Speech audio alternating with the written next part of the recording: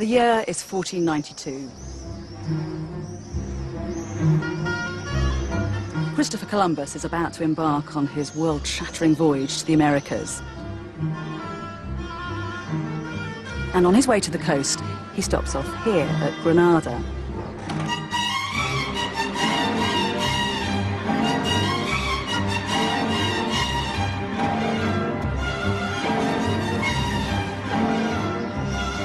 He's the honoured guest of a ceremony hosted by the King and Queen of Spain, Ferdinand and Isabella.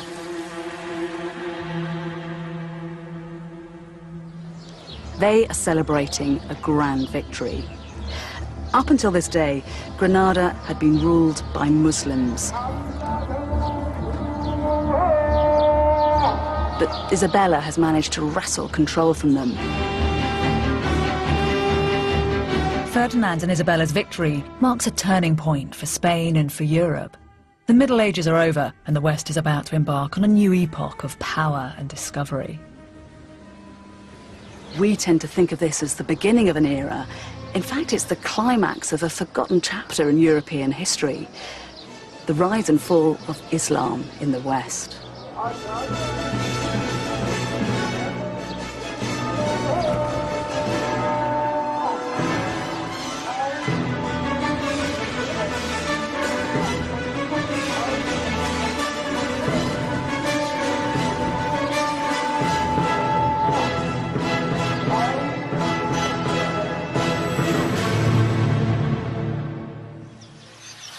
It was Rudyard Kipling who wrote, "East is east and west is west, and never the twain shall meet."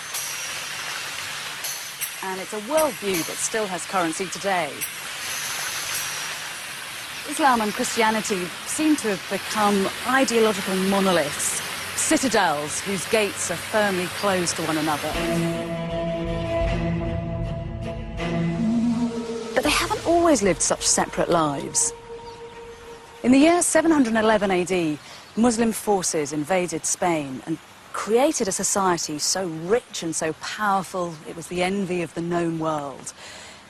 This wasn't the rigid, ferocious Islam of our imaginations, but a progressive, sensuous, intellectually curious culture that for a number of spine-tingling years looked set to sweep through the whole of Europe.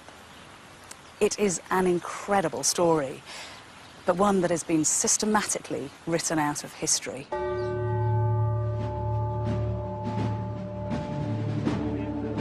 After the Catholic monarchs took over the city of Granada, they began to destroy all evidence that the Muslims had ever been in Spain.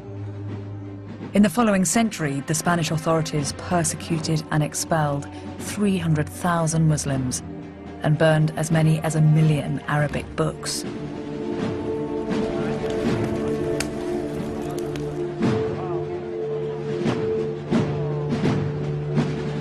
This was an astonishing act of ethnic cleansing. It put an end to a civilization which had flourished in Spain for 700 years. These people have become known as the Moors.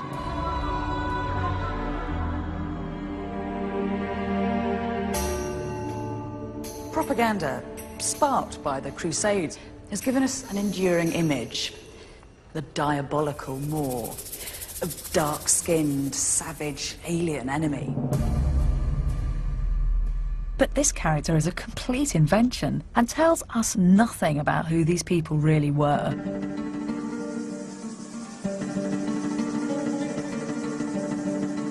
Now, archaeologists and historians are starting to piece together the real story of the Moors in Spain. They're uncovering the remains of hidden cities, discovering the role of Muslims in the revival of the classics, and decoding the meaning of Islamic buildings. A fascinating picture has emerged. I'm going to use this new research to explore what happened when East met West in Europe. If there is one place which challenges the stereotype of the treacherous, bloodthirsty Moor, it's here, the Alhambra Palace in Granada. The Alhambra is one of the most complete medieval Islamic palaces in the whole world. It was built by the Muslim kings of Granada in the 14th century, at the height of their power. Its name means the red one, because the dark surrounding soil has given its stones an earthy reddish hue. The marvel of the Alhambra is its mystery. Not a single account of life here survives. All its archives were incinerated in the fires of the Inquisition. But the Catholics couldn't bring themselves to destroy this place. The Alhambra is one of the wonders of the medieval world. And by preserving it, they've kept a box of secrets that we can use to decode the civilization that built it. Inside the palace walls, the architecture is breathtaking. Although the aesthetic of this courtyard is quite cool and minimal now, in its heyday, it would have been a riot of colour. Granada was very famous for producing silks, and you've had silk hangings billowing in the breeze, and silk cushions and silk rugs where people laid out to eat their dinner and to listen to music. And in fact, it's only when you get down to rug level that you appreciate one of the bits of magic of the place, because from down here, this pool acts like a kind of infinity mirror, and the whole of the palace just looks as if it's suspended in water.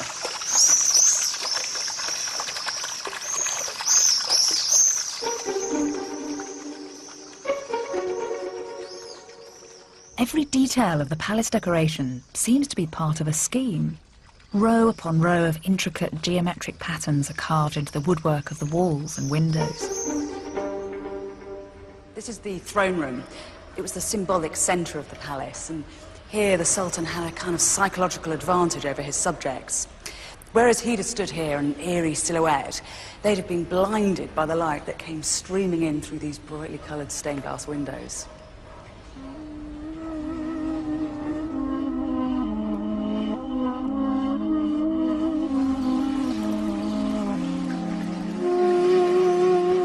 The 19th century writer Washington Irving observed, "It's impossible to contemplate this abode of Oriental manners without feeling the early association of Arabian romance. One almost expects to see some dark eye sparkling through the lattice. The abode of beauty is here, as if it had been inhabited but yesterday."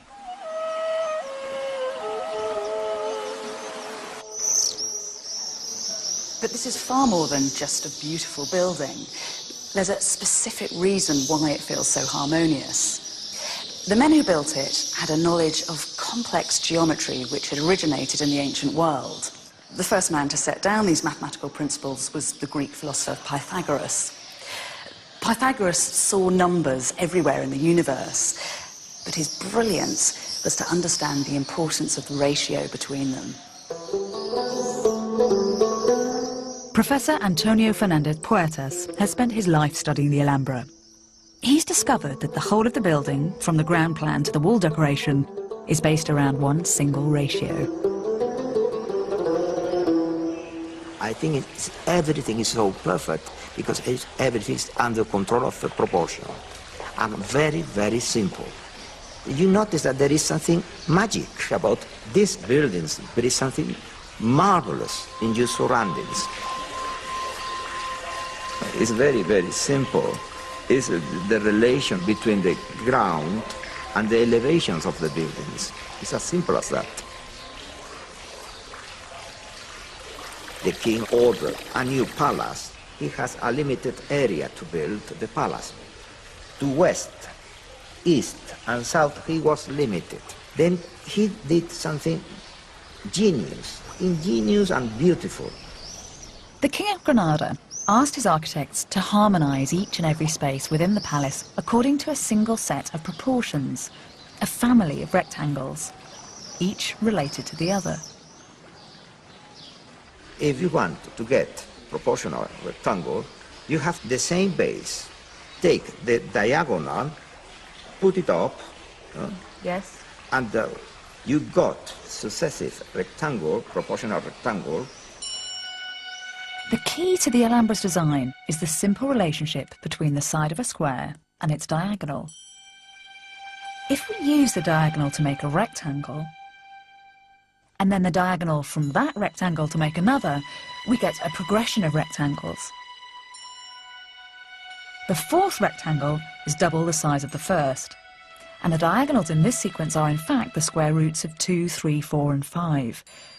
A magical sequence. And are they doing all this just with 2 set squares and a piece of string? Yes, That's very clever. yes. Every part of the intricate network of spaces, all the courtyards, the hallways, the placement of every column was designed using inspired variations of this proportional system. Proportion is also in the elevation. You have the kiosk. Here you build a square, and with the diagonal, you swing it up. Nothing violated this incredibly elaborate system. The Alhambra is a triumph of mathematics as much as it is of aesthetics. Mathematical ingenuity is the root of its beauty.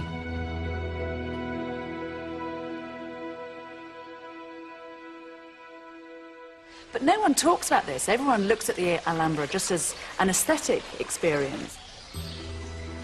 When you go to a concert and you listen Mozart, you listen Beethoven, you listen Verdi, you don't know perhaps music, but you notice that there is something magic.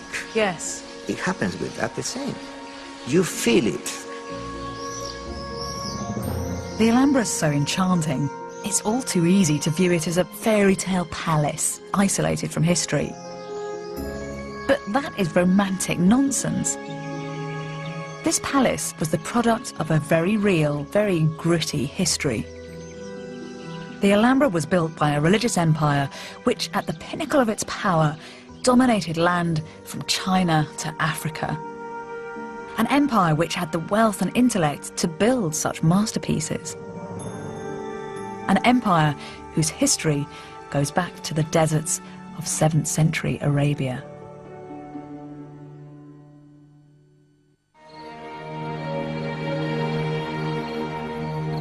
The Alhambra was the creation of the richest, most intellectually powerful civilization in the world. The roots of this cultural and religious explosion lie not in Spain, but in the deserts of Arabia.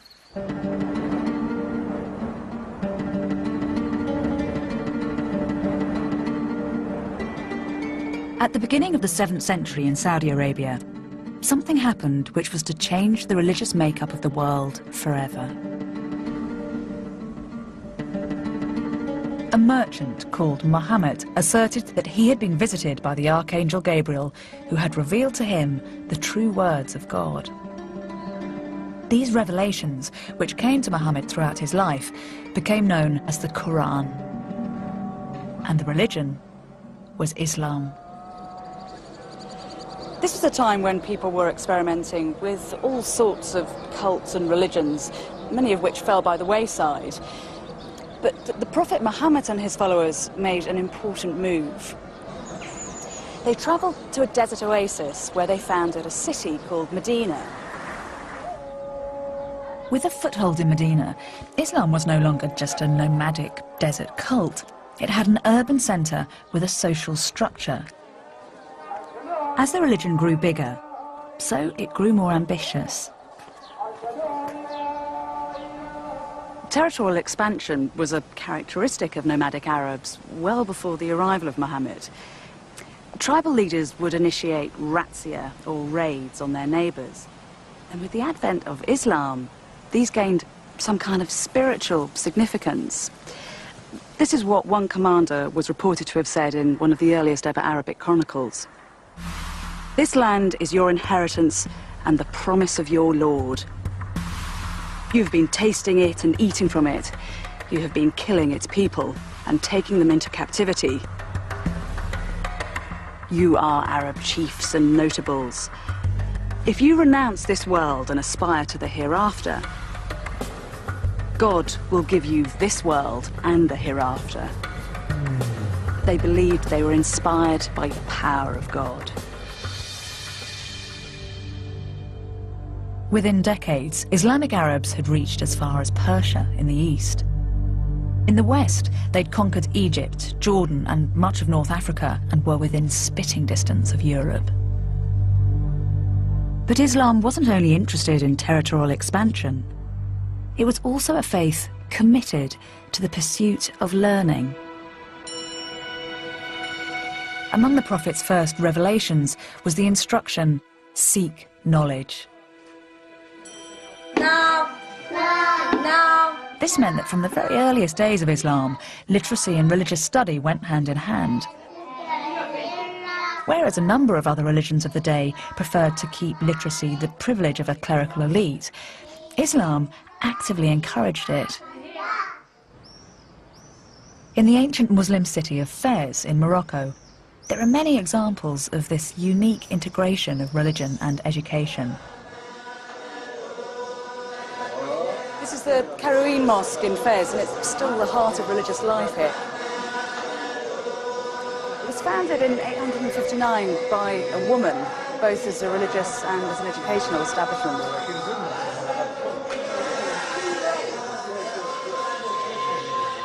Mosques were used for teaching grammar and literacy to ordinary people. In time, colleges, known as madrasas, were set up. This is the madrasa Bu Inania.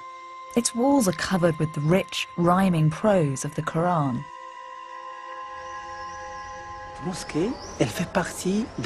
The mosque is only part of the complex, which contains both it and the madrasa. When the Sultan Abu Anan founded the place, he built the mosque alongside the madrasa. It is most symbolic. The mosque, built for prayer, was also a place which encouraged education and learning. As you can see, there is no separation. When the Quran was given to the Prophet, who was illiterate, the angel told him, read.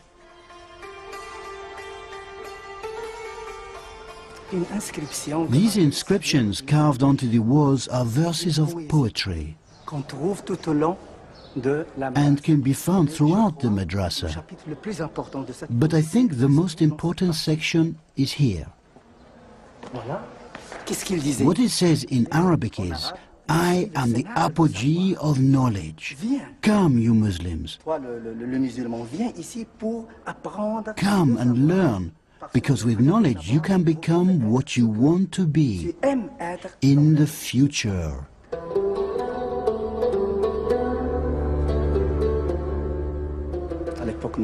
During the medieval period, knowledge was high on the agenda in the Islamic world. Muslim societies produced many books in the various spheres of knowledge, and these books came to be known worldwide. It wasn't just an enlightened attitude to reading which placed learning at the heart of the Islamic world. Necessity was also the mother of invention. Because the Arabs were nomads and desert traders who often had to travel in the cool of the night, they were well versed in using the stars as guiding devices. This developed into a very sophisticated study of astronomy. Then with the establishment of Islam, that knowledge was applied in a new way. Whenever a mosque was built, the prayer niche had to be orientated in direct relation to Mecca, and there were a number of religious festivals that had to fall on certain days in the lunar year. These were complex mathematical problems for which the Muslims devised precise solutions.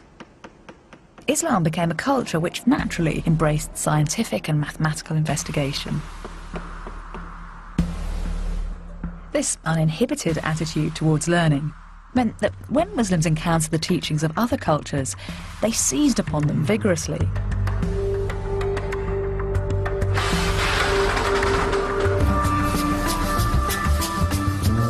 In the very early days of Islam, Muslims came into contact with a body of knowledge which had been ignored by most of Northern Europe for centuries. The works of the ancient Greeks. It's once you look at a globe that it becomes particularly easy to understand why the Arabs were such natural inheritors of Greek learning. From the Bronze Age onwards, there'd been a constant exchange of artifacts and information all across the Eastern Mediterranean. And in fact, a number of Greek ideas stem from Eastern and Egyptian influences. The bulk of this knowledge was preserved in the great schools and library at Alexandria. And then in 641 AD, the Arabs take over the city and at a stroke have direct access to this precious learning. Many of these texts found their way to Fez. The philosophy, c'est traduit en arabe. This is an Arabic translation of Aristotle with an additional commentary by the Muslim scholar Averroes. The translation's done in Iraq, and then Averroes does this commentary in Al-Andalus. There's even an early Arabic translation of the Bible. C'est la Bible, en arabe, traduit en arabe. So it's extraordinary, isn't it, that Arabic's the lingua franca, that everybody's writing in Arabic, even the Bible. ثم إنجيل مرقس الحواري. And thus ends the Gospel of Mark the Apostle. The contrast with Europe at this time could not have been greater. Here, ancient Greek texts and the rational investigation they contained were often feared as blasphemous. When the Prophet Muhammad was born, Christianity had already been battling with paganism for 600 years, trying to persuade believers to turn away from their old gods to the one new God. And because of that, Christians were often suspicious of Greek and Roman pagan texts. For instance, in 529 AD, the Christian emperor Justinian closed down the Athenian schools of philosophy. Set against this vibrant Islamic culture, Europe can appear an introspective and intellectually cautious place. It was certainly a continent in crisis. After the fall of Rome, there was a power vacuum in Europe, with rival tribes squabbling for territories. It was the start of what later Christian scholars would describe as the Dark Ages. While Europe lay unprotected and vulnerable, Islam was consolidating land and power. By the beginning of the 8th century, the Arabs had converted the Berber tribes at the very tip of North Africa. And before long, troops were gathered on the coast, their eyes fixed on Europe.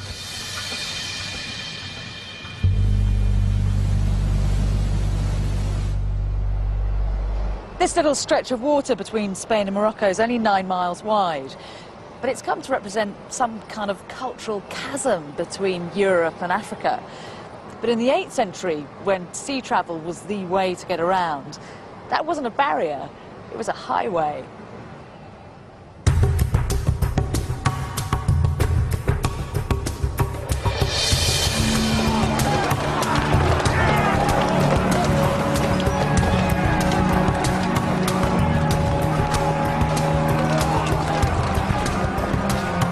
In July 711, 7,000 Berber tribesmen stormed across the Straits of Gibraltar and invaded Europe. The Muslims then began an incredible process of expansion. In just 4 years, they'd colonized almost the whole of Spain, had crossed the Pyrenees, and were only halted at Poitiers in France. Were it not for this reverse, an army which had swept across 2 continents might easily have crossed the English Channel and occupied Britain. The Muslims called the country they came to Al-Andalus, the land of the Vandals. This refers to the Germanic tribe who ruled Spain at the time, the Visigoths. Spanish historians have traditionally seen the Muslim invasion of Spain as a terrible and violent attack, an assault on Christian Europe.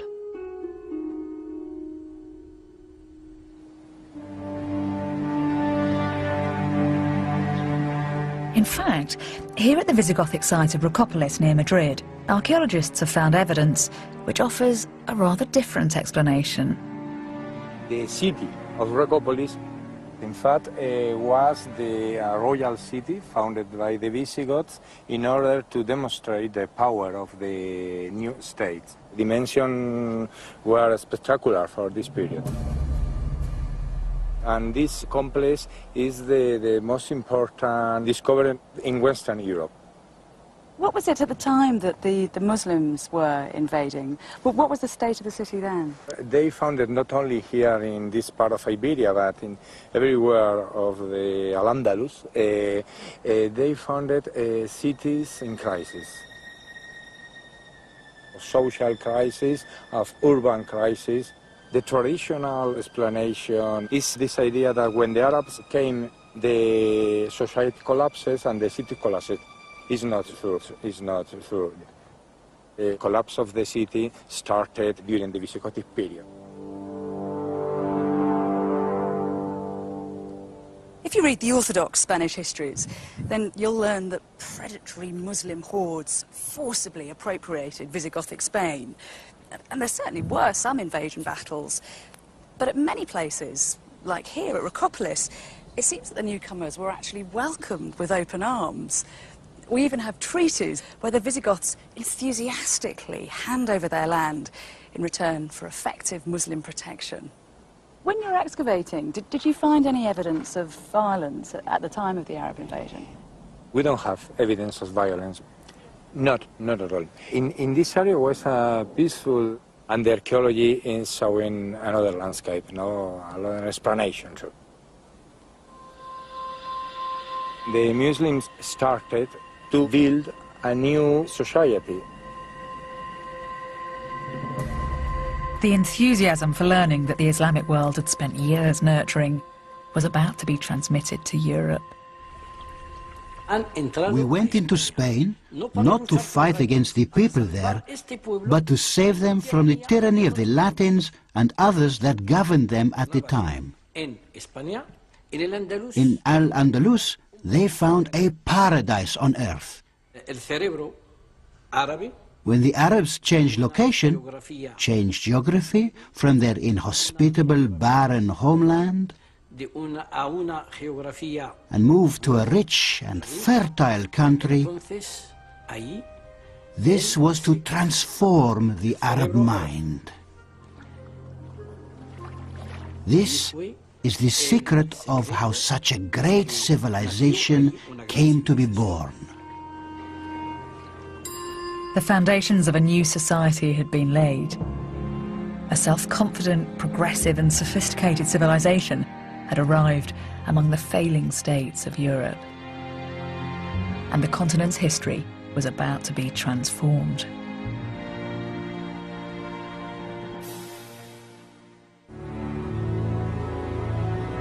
The Muslim invasion of Spain had been swift and effective, but it lacked a strong leadership.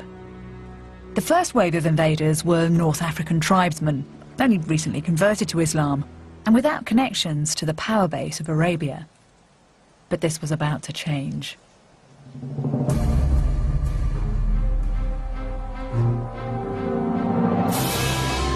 In the capital of the Muslim world, a political coup left all the members of the ruling dynasty massacred. All that is except for one, a prince called Abd al-Rahman. Abd al-Rahman was in his late teens when his family was massacred. He managed to escape the slaughter and fled to the hills west of Damascus. His mother had been from North Africa, and Abd al-Rahman must have grown up hearing tales of Al-Andalus.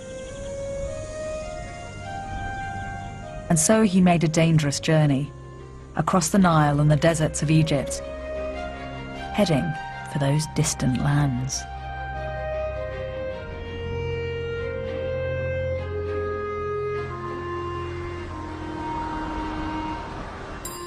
Abd al-Rahman brought culture and learning from the center of the Islamic world straight to the heart of Al-Andalus. When Abd al-Rahman arrived in Spain, he came here to Cordoba, where the city was in complete disarray. That Roman bridge had collapsed into the river. But Abd al-Rahman set to rebuilding the city. You have to remember that it's in this context that the Arabs arrive, not as marauding destroyers, but sometimes as saviours. Abd al-Rahman brought cutting-edge technology for irrigation to Spain. Almost immediately, the landscape was transformed.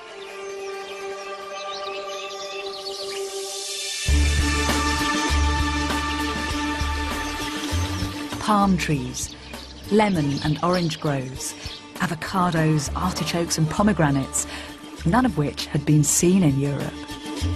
Because of Abd al-Rahman's sophisticated trade network, this new agriculture created huge wealth.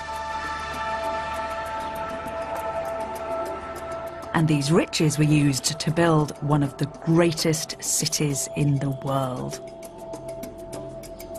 While the inhabitants of London were still living in wooden houses, the people of Cordoba had built a cosmopolitan city with a population of over 100,000, the largest settlement in Europe. Reports from European visitors to Cordoba describe a city with 70 libraries and over 300 public baths. The accounts tell of houses with running water and roads illuminated by streetlights. You often have to take medieval sources with a fairly substantial pinch of salt because chroniclers were extremely fond of exaggeration. But in fact, the new excavations here at Cordoba are actually revealing a city that was just as rich as the one that they described. These monumental palace walls belong to a Muslim aristocrat, and this channel over here is part of the water system that brought Cordoba its famously effective sewage works, as well as the fountains and the baths that so impressed all those European visitors. Cordoba was described by a 10th century German visitor as the ornament of the world.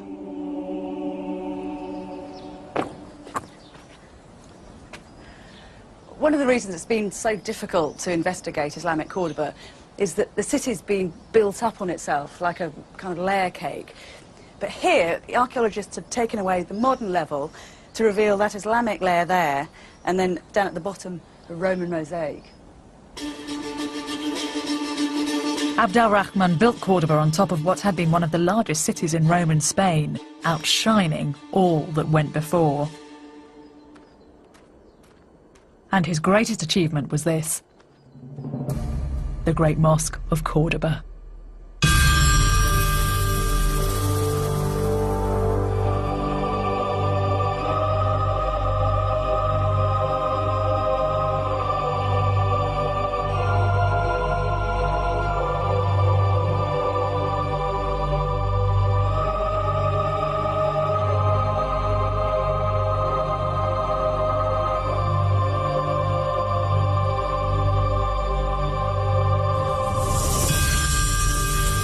With a floor space the size of 4 football pitches, this is the largest mosque in Western Islam.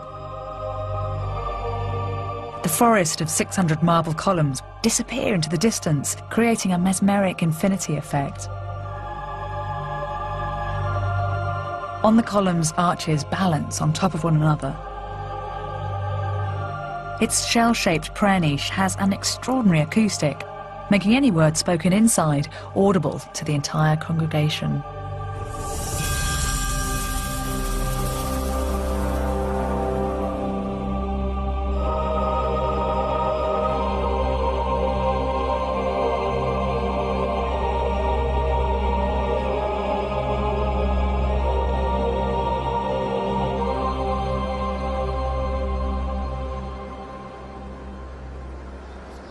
When the mosque was first built, these archways would have been opened to allow people and light to stream in and out. And this courtyard was a central part of the complex. People would come here to ritually purify themselves before they worshipped, or just to gossip and do business.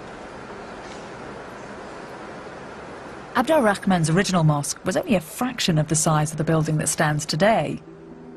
Over a period of 200 years, rulers would extend the mosque 3 times.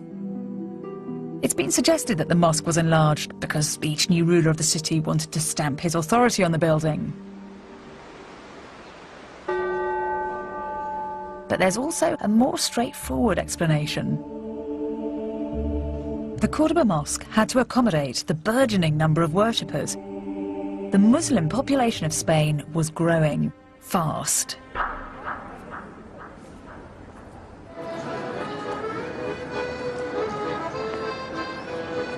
Modern Spain has been reluctant to acknowledge that its indigenous population converted to Islam in droves.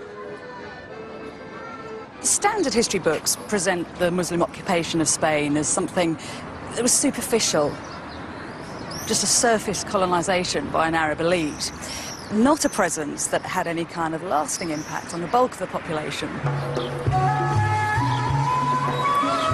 New archaeological evidence is turning that idea on its head.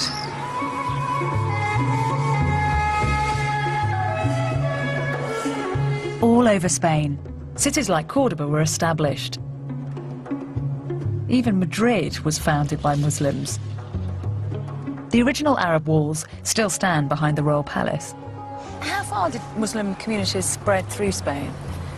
We see remains dating from the time of the Al-Andalus almost everywhere, not only in the south of Spain, but also in other parts of Spain. There are emerging lots of sites, fortresses, villages, and cities, almost everywhere. People were Arabized, losing the form of Latin they were speaking into them, and they were Islamized in the sense that they dropped Christianity and converted to Islam in massive numbers, really. Were these forced conversions, or was the idea of Islam particularly attractive? It's always very difficult to say why someone converts to another religion, isn't it? But I think there's no evidence of any forced conversion at all. In a way, the Islamization and Arabization of territories like Al-Andalus is very similar to what happened to the Roman Empire, when people wanted to convert to the values and to the cultural values, to the religious values, and to the way of living of what seemed to be a civilization which had lots of advantages. I think it's very easy to forget that at this moment in time, Islam is a culture of innovation, isn't it? As you said, it's drawing in ideas from the East. It's a culture of phenomenal innovation. The opportunities of living because of the market, because of the trade relations and so on, which were much more interesting.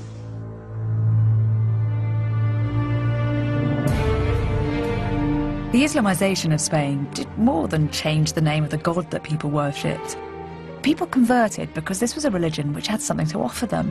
It had wealth, it had social structure, and it had intellectual power. The Arabs brought in one innovation that did more than any other to change the cultural makeup of Europe. And it's this, paper. The idea almost certainly came from the Chinese via trade exchange, and it is revolutionary technology. Unlike parchment and vellum, it's cheap and it's easy to mass produce. And when the Arabs come to Spain, they start to open paper-making factories. Paper allows you to do three things very effectively. You can gather information, you can analyse and develop ideas in a very precise way, and then you can disseminate your newfound knowledge to a wider world. And in the 10th century, that was a potent mix. Cordoba's love of books became legendary. Whilst the Royal Library of France contained 900 books in this period, just one of Cordoba's 70 libraries amassed over 500,000. These books contain some of the most sophisticated studies of astronomy in the world. In Northern Europe at this time there is nothing, but there is nothing that can be considered the result of sophisticated astronomy. Why do you think Muslim scholars were particularly interested in the heavens and the revolution of the stars? I think they were interested in science in general terms. For example, calculating the sacred direction. If you have to say your prayers, you must face towards Mecca. Calculating the direction of Mecca from a given place is not so easy. It is a complicated mathematical problem for which the Arabs had exact solutions from the 9th century. One of the ways in which the Muslims solved these problems was by developing a Greek instrument called the astrolabe. This is a calculator for telling the time of night or day. If it's lined up on a star above the horizon, the angle can be registered with a movable needle. The measurement is then transferred to the reverse side of the astrolabe, where a base plate represents the geographical location. And a star grid, like a map of the heavens, shows the position of the stars. By aligning the needle to the grid using the measurements, the time can be read off the face of the astrolabe, just like a clock. The astrolabe enabled nighttime navigation, which helped to advance sea travel, and this in turn set the stage for the coming era of worldwide exploration and discovery. Cordoban scientists were streets ahead of the rest of Europe, especially when it came to medicine. This account comes from an Islamic physician who encountered a Christian doctor at work. They brought me a knight who had an abscess on his leg and a woman suffering from consumption. I made a plaster for the knight and the swelling opened and improved. For the woman, I prescribed a diet to revive her consumption. But then the Frankish doctor arrived and objected. "Bring me a strong knight with a well-sharpened battle axe," he said. The knight struck a blow, the marrow of the leg spurted out, and the wounded man died on the spot.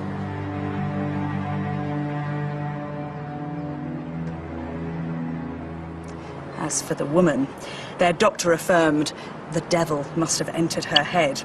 Then he grasped a razor and cut an incision in the shape of a cross, exposing the bone of the skull and rubbing salt into the wound. The woman died in the instant.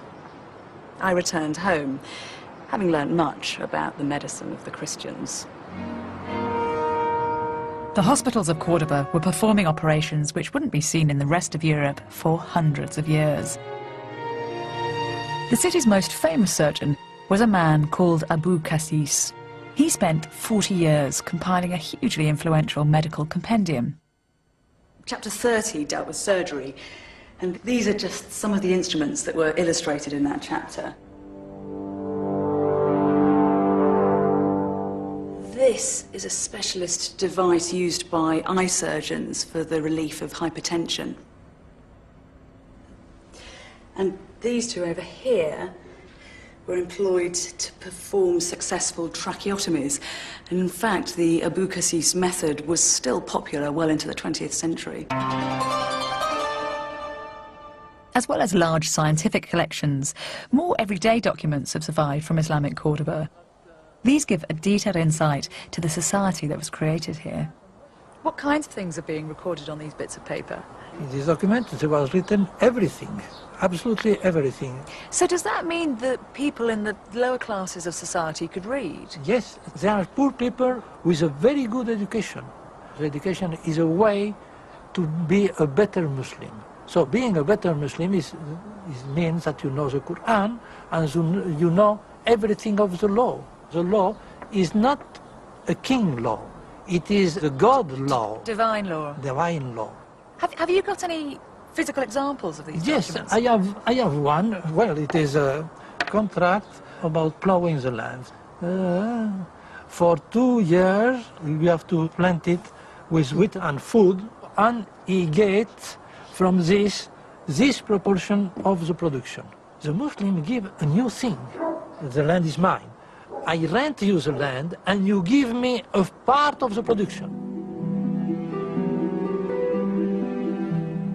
People are interested not in having hunting lands like a lord or squire in England. The landlord rent his land. And it's empowering as well, because if you're the lowest rung of society and yet you have some rights to your own land and you can keep a lot of the produce. Yes.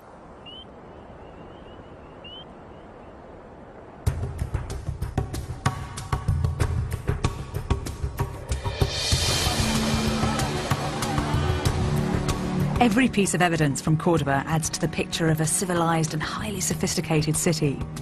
It had medical centres, an organised legal system, and libraries full of academics and scientists working on ideas which were light years ahead of anything else in Europe. By the 10th century, Cordoba had become the official capital of Al-Andalus.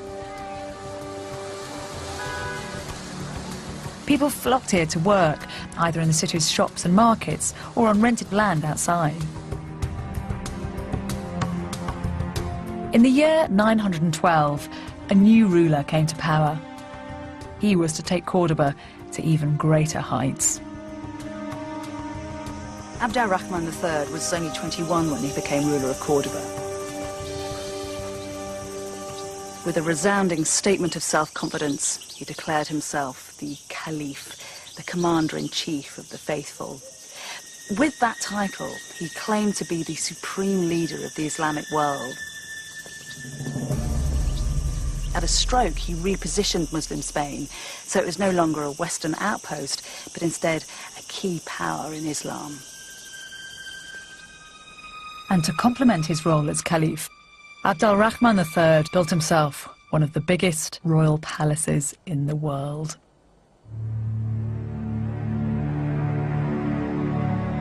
While the English kings of the same period were living in modest wooden halls, Abd al-Rahman III needed 10,000 workmen to construct this enormous palace complex, which was decorated with African white marble.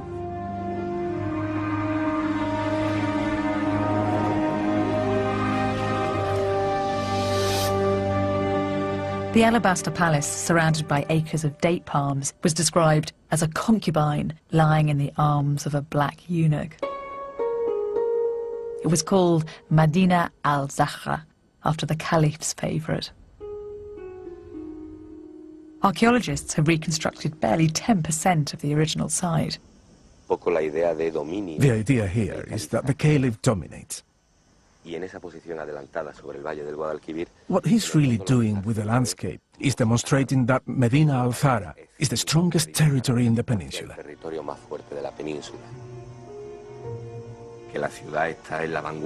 Our excavations reveal the city to be at the cutting edge of technical, architectural and scientific development.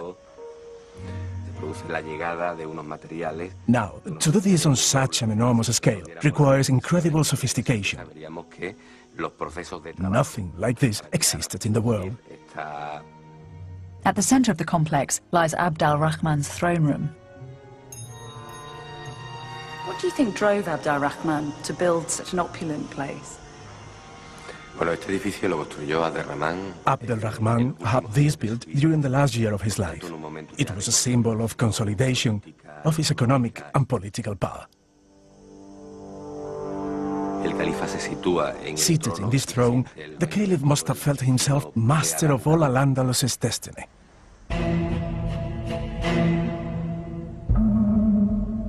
Visitors from all over Europe were received here.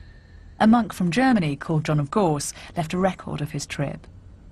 You have to try and imagine the impression this place would have made on John of Gauss. The walls were studded with tiles made of silver and gold, and on the roof there was a massive representation of the heavens. Mechanical lions roared in the corridors, and in the rafters there were mechanical birds that twittered away. Here in the centre of the room, there were two bowls filled with mercury that would catch the light and then send it shattering back out to dazzle the visitors. This is what was written about the climax of his visit. When John arrived at the dais where the Caliph was seated alone, almost like a godhead, he saw everything draped with rare and costly coverings.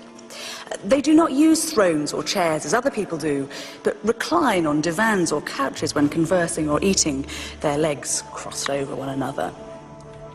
There is actually one detail that this account misses out.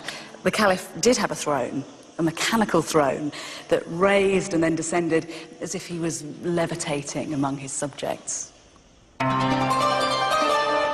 A refined court culture developed in the palace of Medina al-Zahra, and this was to have an unexpected influence on the rest of Europe.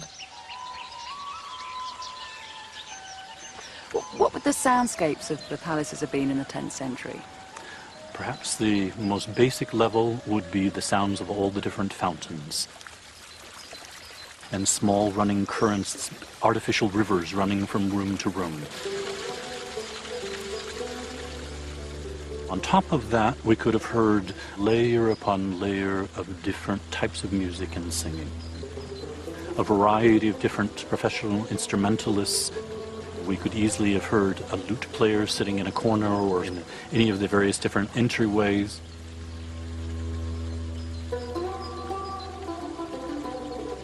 There would be a slightly more formal presentation of a singing girl. What were these singers expected to do? Were they concubines as well? Well, in some sense, we're doing an injustice by just referring to them as singers. These women were entertainers at every level. They had to be able to converse. They had to be able to discuss intelligent subjects. They had to be able to compose poetry, recite poetry. For Arabs, poetry is the single most important art of their culture. If we look at a picture of the entire world, there are only 3 cultures that we know of that had developed end rhyme by the 7th century: China, India, and the Arabs. This early Arabic love poetry directly influenced the development of literature in the rest of Europe. One of the primary characteristics of this poetry is a constant focus on the feelings of the lover. The poet is always complaining of the pangs of love and the distance of the beloved, and we, quite frankly, almost never hear from the beloved. Love is a welcome malady. Those who are free of it want not to be immune, and those who are stricken want not to be cured. The pain of separation and unrequited love are concepts that are very familiar to us. And there is a direct connection to that early Arab poetry.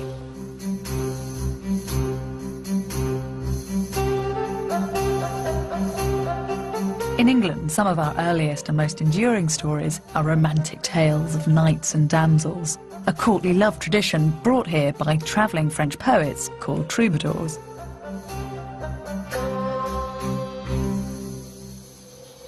And those troubadours were inspired by the singing slave girls of Al-Andalus. The courtly love tradition has long been seen as something European. It came to form the basis of the Western concept of romantic love. But this cornerstone of our culture originated in Islamic Spain. Perhaps one of the most exciting moments, the transfer, if you will, of Arab music and poetry from the south to the north, happens in the year 1064 in the city of Barbastro. Neighbouring French knights besiege the city, which falls. Its booty includes hundreds of singing girls who go to the second-in-command, William VIII of Aquitaine. He would have received a large number of Moorish singing girls, which he then took back with him to France. He died at a fairly young age, and his heir, William IX, inherited this household at age 15. And William IX is known to us in literary history as the first troubadour. So it's almost positive that William IX would not only have grown up as a child in a household in which there were Arab singing girls, but at the age of 15, he actually became their master.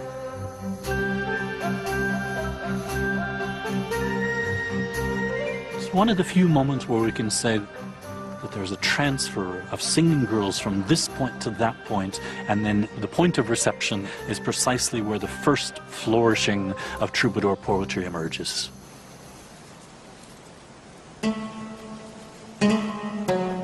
But the glorious court of Medina al-Zahra was not to last forever.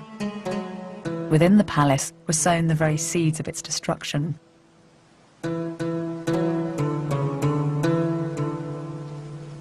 Abd al-Rahman III had invested much of his money and interest in art and culture, and had paid very little attention to the military. There were no generals at court, and citizens didn't have to serve in the army. This is important. The mere fact that the army can't recruit from its own citizens means that it has to recruit more and more foreigners, effectively mercenaries. This is part of the reason for the conflict, which led to the ultimate collapse of the caliphate. When an ambitious courtier usurped the caliphate, the court split into factions. Once the 300-year-old dynasty cracked, it didn't take long for the palace to come under attack.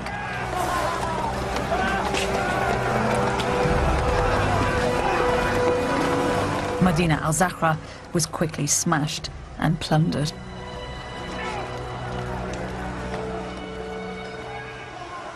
These are the telltale signs that the palace was violently destroyed.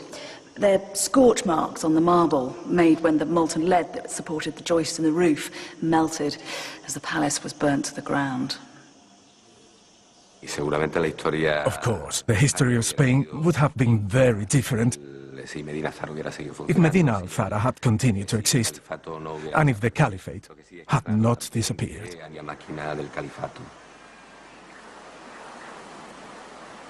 Rahman III's unique dynasty had come to a terrible end. And in the north of the country, another religious power was eyeing up the rich lands of Al-Andalus.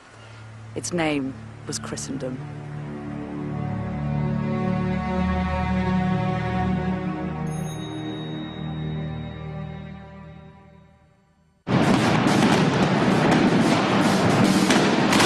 Al-Andalus's golden age was over. By the beginning of the 11th century, Abd al-Rahman's dynasty in Cordoba had collapsed into chaos and disorder. But what happened next was even more devastating. In 1095, Pope Urban II made a call to arms. He ordered a war to remove Islam from the Holy Lands. Pope Urban's speech is agitprop at its finest. When an armed attack is made against an enemy, let there be one resounding cry from the soldiers of God. It is the will of God. It is the will of God. The Crusades had begun. It didn't take long for this zealous warrior mentality to rouse the Christians of northern Spain. And what followed was as treacherous as any of the Crusades in the Holy Lands. The Christians had always held on to the far north of the country, and now they were gaining ground. Al-Andalus had fragmented into a hodgepodge of isolated city-states. Suddenly, Muslim Spain found herself under attack. Her palaces were raided and her cities laid to siege. Between the 11th and the 13th centuries, an army of Christian kings took over the lands of Al-Andalus. Every year, this conflict is reenacted in towns across Spain.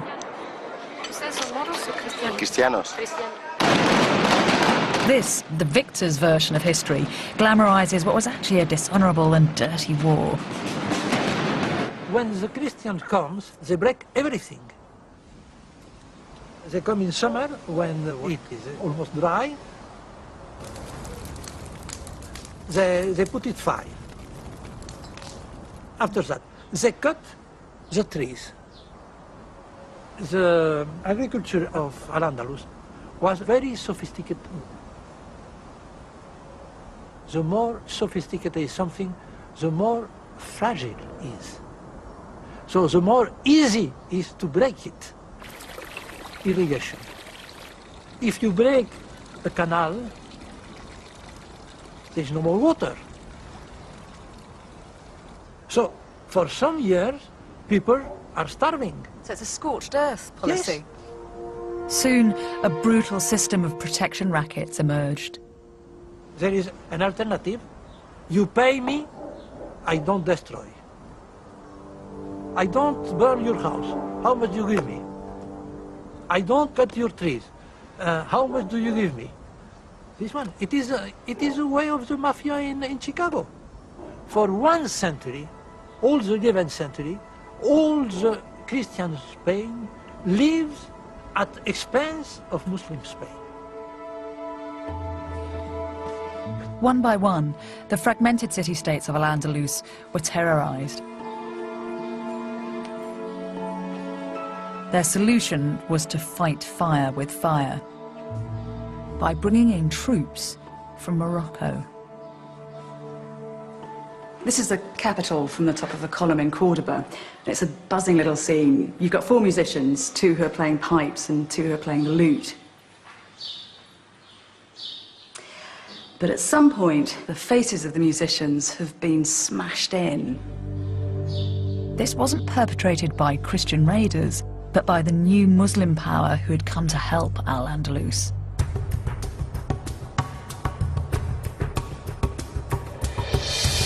The troops who came as military support were strict fundamentalists with a fearsome fighting reputation.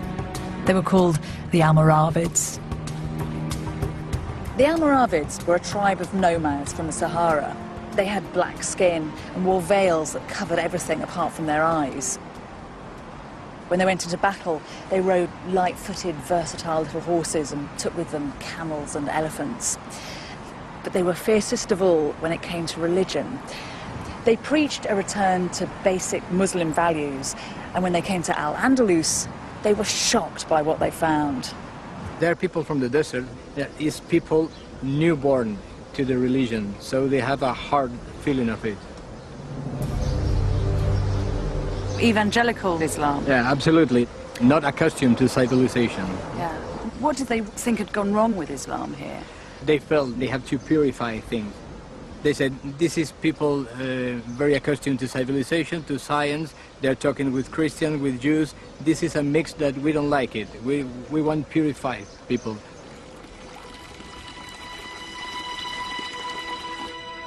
With the barbaric Christian raiders on one side and these new fundamentalist Muslims on the other, Al-Andalus was crushed.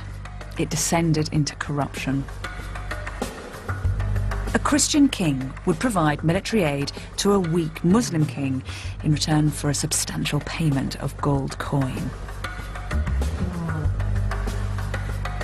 The whole of Al-Andalus was subjected to this system of extortion.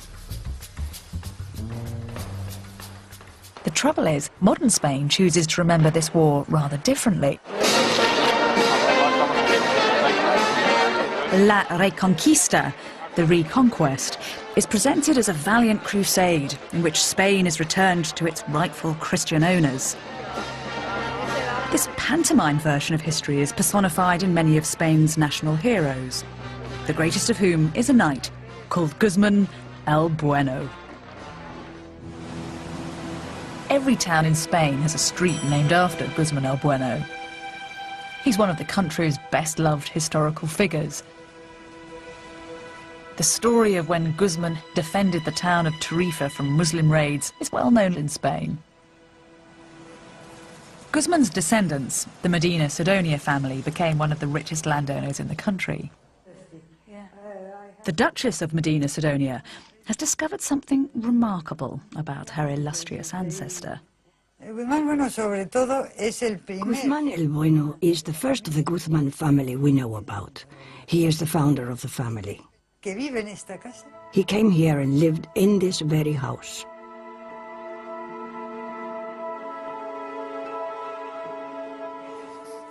This is the family archive, although it's more than that.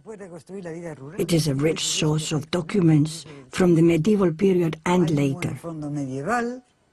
Was it right that one of your ancestors was involved in the Spanish Armada? The 7th Duke was involved in that campaign.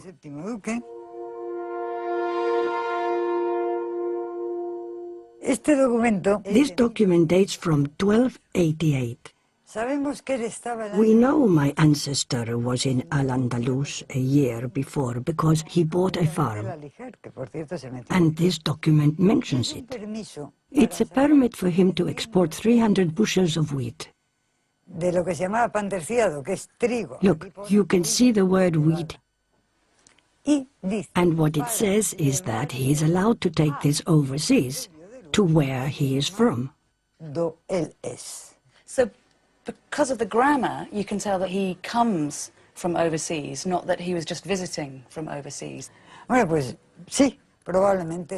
Yes, probably it refers to a place which was part of Morocco, much larger then than now, a place where neither wheat nor hay could grow.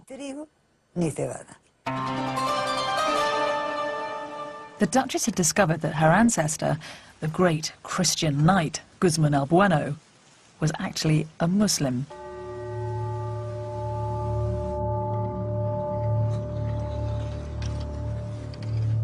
This is really a piece of human history. It dates to 1297. The king refers to Guzman as my vassal because he is a foreigner. Guzman the vassal? If it wasn't written here, I wouldn't believe it. It was very common for Muslims to ally themselves with Christian factions, especially when Christians were warring with each other. It must have been quite a surprise to discover that your ancestor was a Muslim. Yes, a great surprise. This is because there had been a chronicle which dated back to the 16th century, in which the Guzman family had cleaned up its political and ethnic past. Guzman was said to have been born in León. They didn't just do this with the Guzman family, but with all the families that had doubtful ancestors, ancestors of doubtful race. They cleaned it all up. We have a whole load of documents here from the Spanish Register, and they turn everything we know about Spanish history upside down. The Spanish are simply inventing history. They have turned history into a fable. The idea that the Christians and the Muslims were fighting a holy war was created in Spain long after the Reconquest actually took place. Even Spain's most famous hero, the swashbuckling El Cid, is caught up in this fantasy. In films and books, El Cid is celebrated as a kind of Christian pin-up, a crusader in the fight against the terrible Moor. But El Cid spent his life, like El Bueno, as a mercenary, fighting for whomsoever would pay him. The name Cid means the master in Arabic. So El Cid's an Arabic name? Yes. In fact, he was the king of Valencia when Valencia was an Islamic city, and he didn't change anything there. So he had Muslim allies? That's it. Yeah. That's not the story you hear, is it? No, I think the history is much more interesting than the history you hear. So he was a Christian king, but he didn't force the Muslims that he controlled to convert? No, he was... In fact, we cannot see the Reconquest as a process of conversion. This is a process of trial and error, of people gaining lands and people gaining prestige. It's just realpolitik. It's all about getting land. That's it. We are painting now everything with an religious ideology, but it's not. So religion's a kind of convenient excuse rather than the driving force? Absolutely. Religion is always an excuse. El Cid and Guzman el Bueno weren't simply Christian soldiers fighting a Muslim enemy. If anything, this was a civil war, with both sides desperately scrabbling for land and wealth. The idea that the Reconquest was something cut and dried, black and white, something that cleaned up society is absurd. I don't know who came up with that idea. The Spanish historian Palencia said that the Reconquista was nothing but a civil war between Spaniards of two different faiths. Spain is full of dazzling reminders of how the righteous Christians won the country back from the diabolical Moor. The country's most popular saint is called Santiago Matamoros, St. James, the Moor Slayer. But this romanticised version of history distorts the true nature of this conflict. This was not a holy war. Al-Andalus was destroyed in a dirty grab for land, which lasted for over 300 years.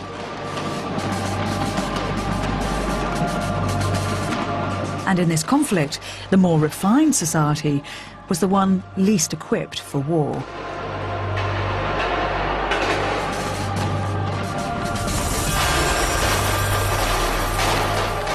It was the Christians who had little to lose and most to gain.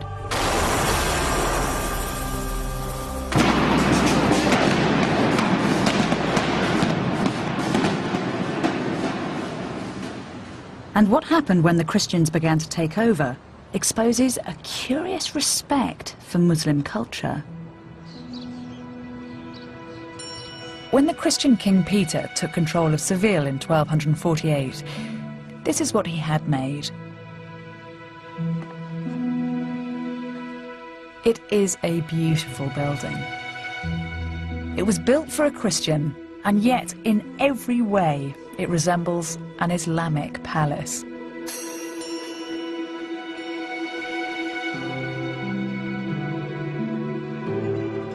On the walls there are inscriptions from the Quran, and above the door there are dedications to its owner, calling him Caliph rather than king. The conqueror has been conquered by the culture.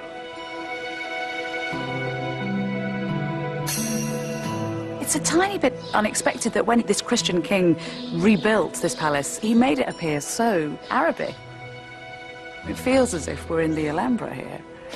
Well, this palace has many relations with the Alhambra, especially with the Court of Lions.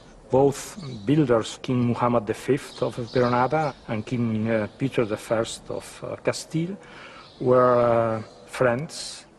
You have to consider that in Europe, at this time, there was not an architecture of such a splendor comparable to Al-Andalus.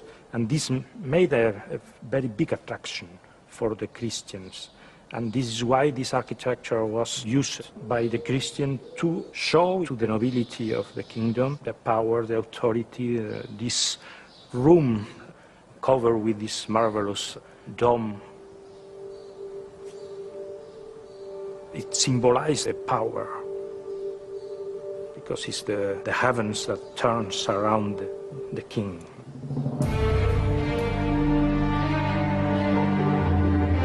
But the legacy of Al-Andalus was to affect more than the architecture of Europe.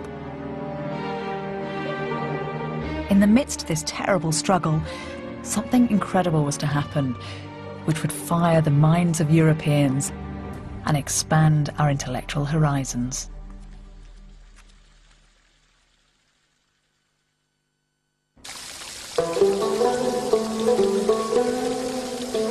At the same time that it was being splintered by Christian encroachment, Al-Andalus was at the centre of one of the most influential shifts in thinking that Europe has ever seen.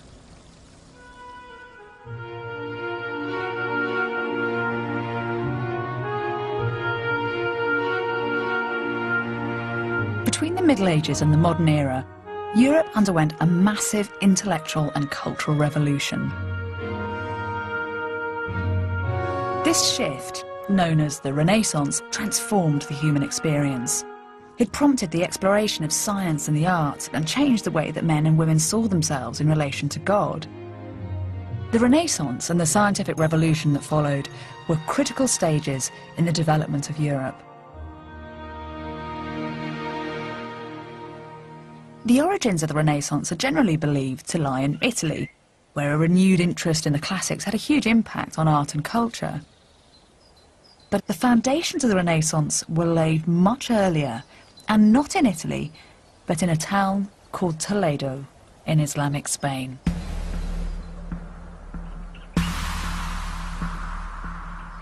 Toledo was one of Al-Andalus's vulnerable city-states, and in 1085 the Christians seized control of it. Unusually, the handover went very smoothly, and as a result, the Muslims already living in Toledo were allowed to remain as citizens and their mosques were left untouched. The city that emerged accommodated both Muslim and Christian. Spain at this time is a paradox. On one hand, tensions between Muslims and Christians are becoming unbearable, and yet on the other, there is a hugely beneficial intellectual evolution that is only possible because Muslims and Christians are living side by side. When Toledo fell to the Christians, its doors were opened to travellers and intellectuals from all over Europe. These people mixed with the Muslims in the city, learning their language and reading their books. Many of the adventurers came from England. In the late 1100s, an Englishman known as Daniel of Morley travelled to Europe to study. But as his autobiography reveals, he was disgusted with what he found there. I stopped a while in Paris, and there I saw asses rather than men, pretending to be very important. They had desks in front of them, heaving under the weight of 2 or 3 immovable tomes, but because they did not know anything, they were no better than marble statues. I did not want to get infected by a similar petrifaction, but when I heard that the doctrine of the Arabs was in fashion in Toledo, I hurried there as quickly as I could so that I could hear the wisest philosophers in the world. Just as the fall of Alexandria had made a massive body of Greek knowledge available to the Arabs 400 years previously, now the Christian conquest of Toledo passed this storehouse of knowledge on to Europeans, who flocked here in their hundreds. At the backs of shops and in courtyards, groups of men started to gather together, Christians, Muslims and Jews, to work on texts that had been stored in the archives of mosques and churches. These were extraordinary manuscripts, translations of Aristotle and Plato and Euclid, as well as original works by Arabic mathematicians, astronomers and alchemists. This was a resource like no other in the rest of Europe. It was intellectual dynamite. People came from all over Europe. All these works that were lost in Europe could be found in Toledo. There was lots of wisdom here. How did the translators work together here in Toledo? In the first period, there was usually 2 people working together. And then another person who was learned in Latin would write it down in Latin. And that was, I think, the target of working together, and it was very clear. I think it really made it more accurate because it was a teamwork. How long have these manuscripts been kept in Toledo? Well, most of the translations were carried out in the 12th and 13th century. That means for almost 900 years, most of them.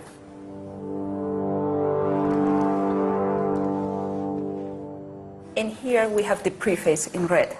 That's where we learn about the process of translation. In this case, we read that this book was translated by Gerard of Cremona.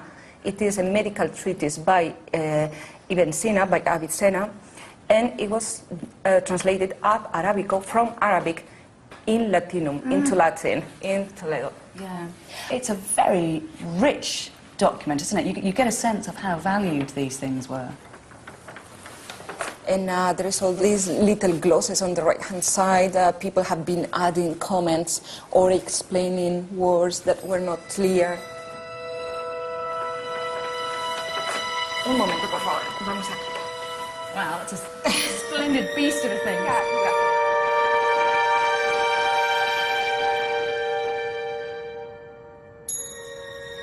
Is this looks like it's a work of Aristotle, is it? Yeah, this is the Rhetorica by Aristotle. Rhetorica Aristotelis. And here we are, look, here's the man who's working on it. Hermanus Alemanus. Yeah, Hermann the German. Hermann the German. Yeah, even Germans came all the way to Toledo to find all these texts.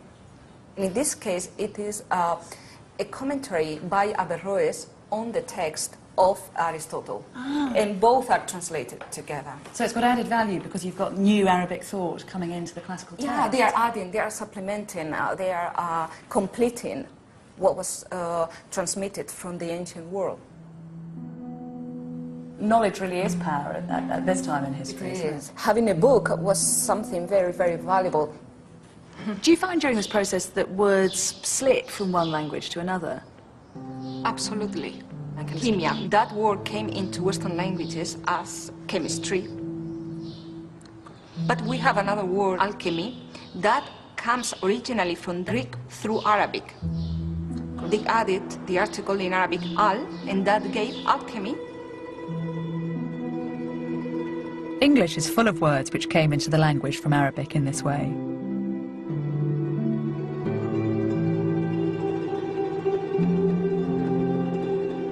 Many of them described mathematical concepts which were completely new to Europe. Algorithms are named after an Arabic mathematician, and the concept of zero comes from the Arabic sifr, which means empty. It's where we get our word cipher from. But of course, the most obvious and lasting impact is the use of Arabic numerals. And in this Spanish Latin text, which dates from around about 986 AD, we have the first example of Arabic numerals written in Europe. Here they are. 1, 2, 3, 4, 5, 6, 7, 8, 9. Imagine trying to do something like multiplication with Roman numerals. Once the numbers get above a certain amount, they are ridiculously unwieldy. This new, agile numerical system made everyday things like bookkeeping and accounting more accessible. Mathematics developed, and the construction of complex architectural projects became much easier.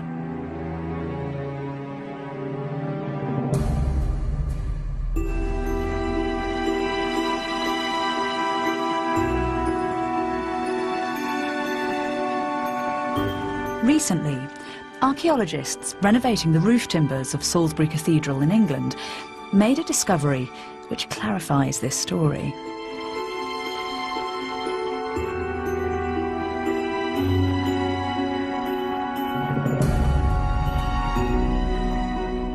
On some of the beams that support the roof, there were a series of numbers that were carved in around 1200 AD when the cathedral was built.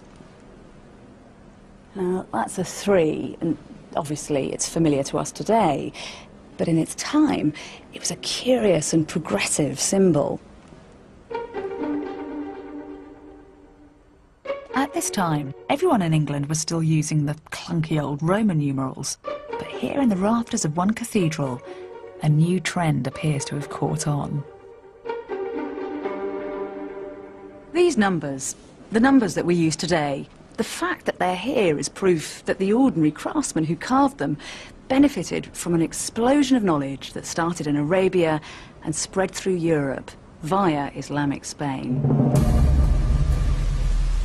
And the travellers from Toledo brought more than just practical knowledge back to England.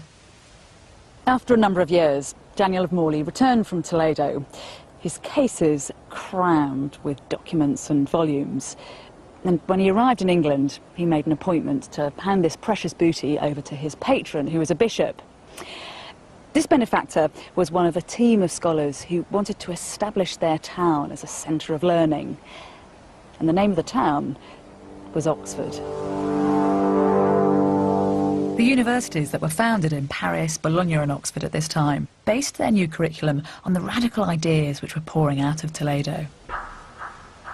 One of Daniel of Morley's compatriots, a man called Adelard of Bath, published this volume just after he got back from Toledo. It's a collection of 76 very basic questions, like why is the sea salty? Why are there tides? How does the globe hang in the air? And do animals have souls? The questions are seemingly simple, but they embody a new spirit of rational inquiry, where a blind faith in God is challenged. And Adelard of Bath admits his debt to the Muslims in pursuing this line of inquiry. He writes, "From the Arabs I have learnt one thing, to lead by reason. I will detract nothing from God, but very carefully listen to the limits of human knowledge. Only where this utterly breaks down should we refer things to God." The Muslims developed a massive program of translations in which they translated from Greek into Arabic everything that had reached them. And this was something that was promoted by the whole society. And the result of this is that they translated practically all Greek knowledge. There's the first period in which they translate and they learn, they assimilate. Later, they had learned enough, And they began to produce original works by themselves and to criticize Greek science. And of course, one cannot say that the Arabs were mere transmitters of Greek science. They were the people that continued the work of Greek scientists until they led all this research into a final crisis. And this final crisis was the crisis that brought the Renaissance and the scientific revolution. If they had not done this, Renaissance and scientific revolution would have been impossible. It would take time for these groundbreaking ideas to become assimilated into Christian Europe. But once they were, Western intellect was transformed. The works of Aristotle were taught in the new universities. The medical treatises of Avicenna were used in hospitals. And Arabic translations of Greek geometry and those new Arabic numerals were passed on to craftsmen and architects. This was a critical stage in the growth of Western thought. We should no longer see the Renaissance as a rebirth, but the continuation of an intellectual movement which had been nourished centuries earlier by Muslims. The Italian Renaissance is famous for reviving classical learning, but in fact what's happening here 400 years earlier seems to be just as vital. Do you think that Muslim scholars aren't given due credit for what they're doing in Islamic Spain at this time? It is not something that you would learn about in school, probably, or even at university. It was probably conscious process of neglect, and now we are still suffering from that. Extremely selective history writing. That's right. It is due to the conflict that existed between the two worlds. These remarkable ideas were leaching out of Al-Andalus at precisely the same time that the Christians were flooding in. The frontier, which had started far north of Madrid, was gradually pushing southwards. Then, in 1236, Cordoba fell, followed by Valencia and Seville, until by 1250, only the Kingdom of Granada remained Muslim.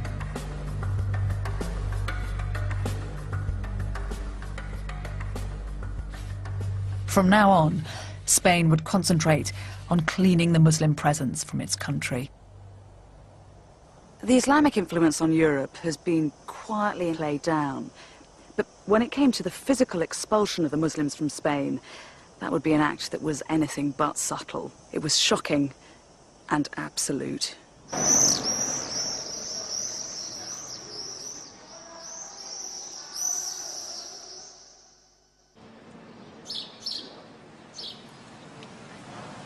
The history of Al-Andalus was about to take a new and sinister turn.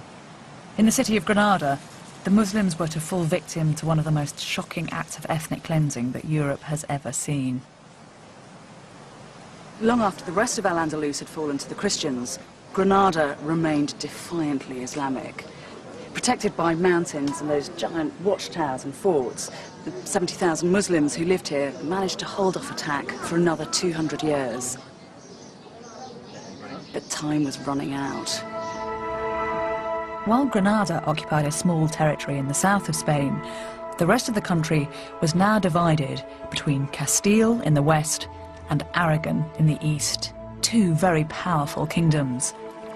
The King of Castile was about to be forced to pass his kingdom to his niece, Isabella. Isabella was headstrong and passionate, but she also had an acute political mind.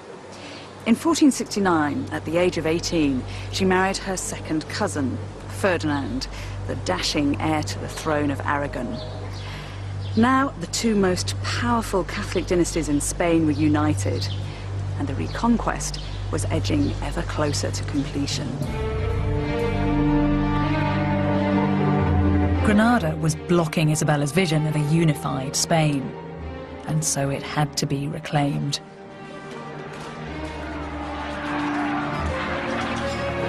The city was laid to siege for a year before it finally surrendered.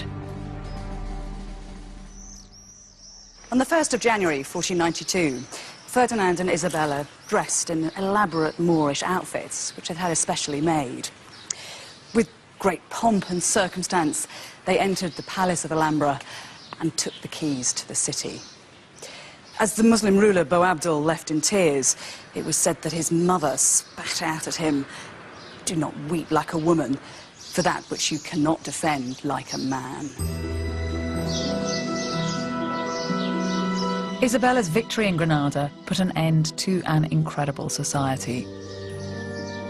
In the 700 years that they'd been in Europe, the Muslims of Al-Andalus had built a culture which was the very pinnacle of civilized life, influencing Europe in ways that we're only just beginning to understand. And Isabella would endeavour to ensure that Islam and the West would never enjoy such a relationship again. A few years after Ferdinand and Isabella came to power, they set up an organisation that affected the most extreme form of religious control that Europe has ever known. The Inquisition. The purpose of the Inquisition was to track down and eliminate anyone who wasn't an Orthodox member of the Catholic Church.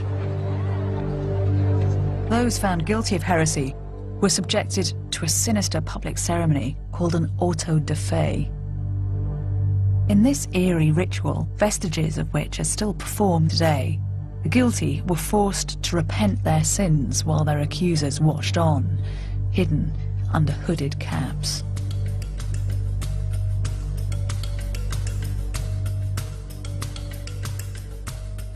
The sinners were then detained.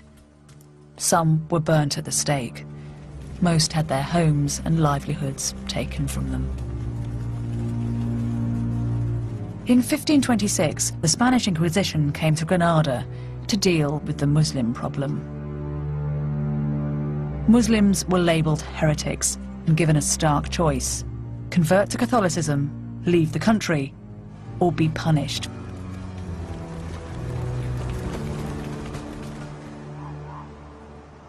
The Muslims of Granada were segregated from the rest of the population. Their ghetto survives as the old quarter of the city today. It's a fantastic house. Thank you. Many of the houses that the Muslims were forced out of are still standing. Antonio Orihuela lives in one. It's almost inverted, because you don't have any windows looking out onto the street, but the focus is in the middle, here on the courtyard. Yes, the courtyard is the center of the family life. So all the doors and windows are open to the courtyard and closed to the street. Privacy was one of the most important characteristics of these houses. Outside the house, they were Christian. They went to the church with the prayers, they celebrate the wedding in the Christian way, but then later they came home to celebrate again the wedding in the Muslim style. What happened though when the Inquisition came knocking on the door? Well, as you see, these houses had the bent entry. So from outside, even if the door is open, it's not possible to see what happens in the courtyard.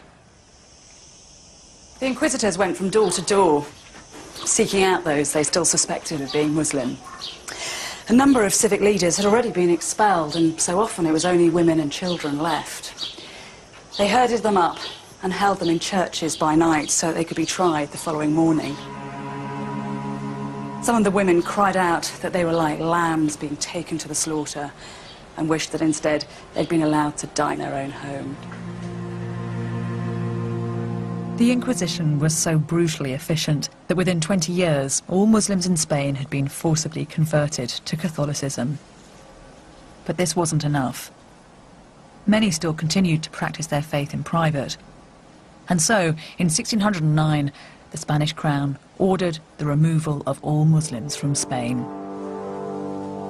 Perhaps the most shocking thing in the expulsion is they were not actually expelling Arabs, nor were they expelling Berbers.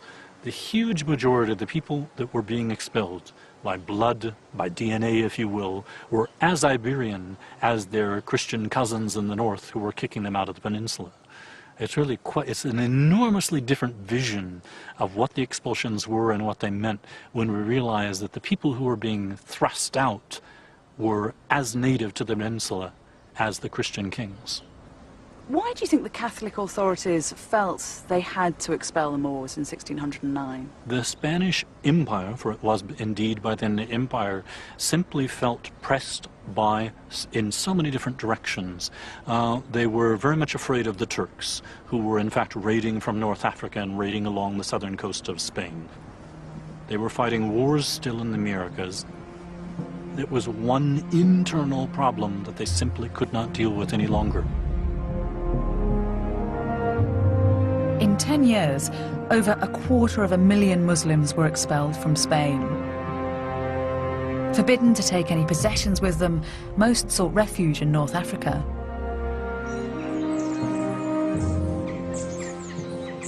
When Isabella and Ferdinand died, this is where they were buried. It's a little corner of the Alhambra, and it's decorated with inscriptions from the Quran.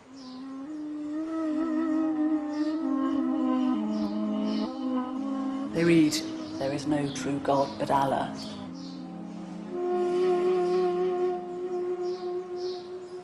In many ways, it's a curious choice for a Christian entombment, but it does speak of that complicated relationship that was enjoyed by the Catholics and the Muslims.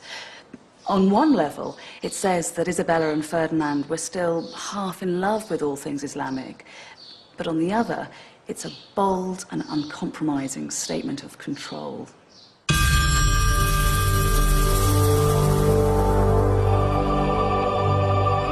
And in Cordoba, the new Catholic rulers did something unbelievable. In a daring act of what can only be described as inspired vandalism, architects gouged out the centre of the mosque. In its place, built one of the most spectacular cathedrals in Spain.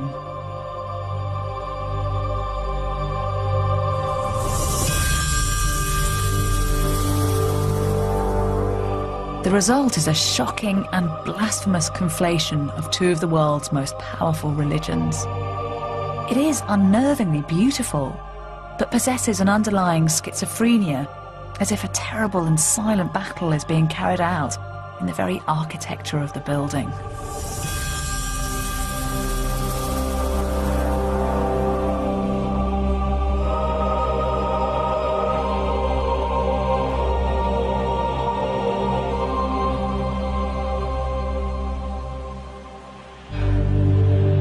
Spain's troubled relationship with its Muslim past continued into the 20th century. The dictator Franco invented his own version of his country's heritage. Franco, this period was somehow interrupting what was for him a continuum history. He wanted somehow to, if not delete it, he wanted to forget about it. So what he did was to explain the whole Muslim or the whole Al-Andalus as a kind of continuum from the Visigothic period to the Catholic kings, by saying that the Muslims in Al-Andalus were not such big, good Muslims, but much more Christianized. So this is the political use of history. He wanted to explain the identity of being Spaniards. And for Franco, that identity was a continuation from the Visigothic period right through to the Catholic period. Yeah, exactly. Serafin Fanjul is an academic whose books on the history of Al-Andalus are bestsellers in Spain. Do you think that Spanish people today are proud at all of the Arabic episode in their history, or are they ashamed of it? No, not at all. Strictly speaking, it's not our past. It's the past of other people. As a modern-day Spaniard, I would feel very little connection with the Arab past. Spanish people don't live like them. We don't dress like them. We don't feel like them. I don't know how you can say we are the same, because we are not the same. We have nothing in common. Nothing in common. And if I weren't a professor of Arabic studies, I would have absolutely no feeling for Muslim culture.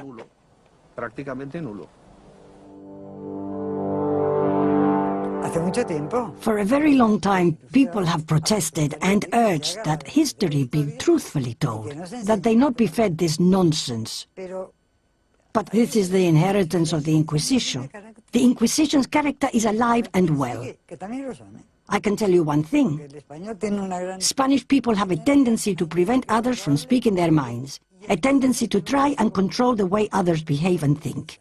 You can be sure that when you try and speak the truth, you pay for it. And so Al-Andalus fell. East became East, and West became West. Two distinct cultures, politically and religiously divided.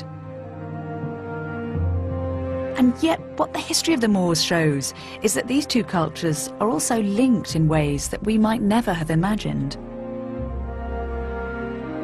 The West has been inspired by Islam, but more than that, it was in the very act of fighting the Muslims that Europe consolidated its identity.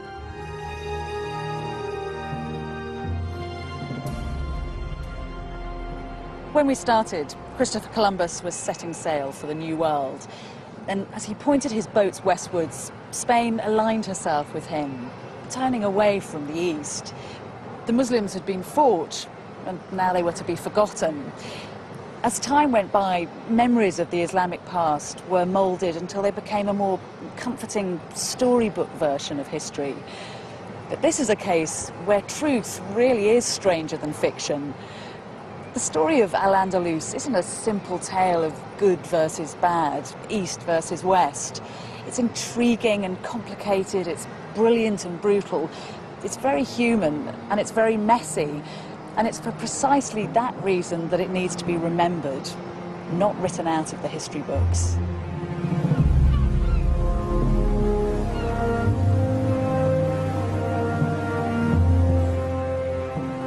Well, if you want to know more about the many cultures that have shaped and changed Britain, visit Origination Insight at channel4.com/culture. Coming up next on 4, Father Ted is tempted by a saucy novelist.